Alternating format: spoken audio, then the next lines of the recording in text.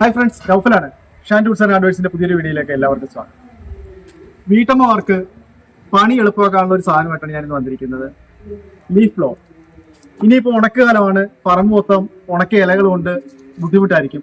ഈ ഇലകൾ വളരെ ഈസി ആയിട്ട് നമുക്ക് തൂത്തുമാറ്റാൻ ഏറ്റവും ഉപകാരപ്രദമായ മെഷീനാണ്. കൂടാതെ റോഡ് പണിക്കാർക്ക് റോഡിന്റെ ക്ലീൻ ചെയ്യാൻ എടുക്കാം. അങ്ങനെ മൾട്ടി പർപ്പസ് ആയിട്ടുള്ള സാധനമാണ്.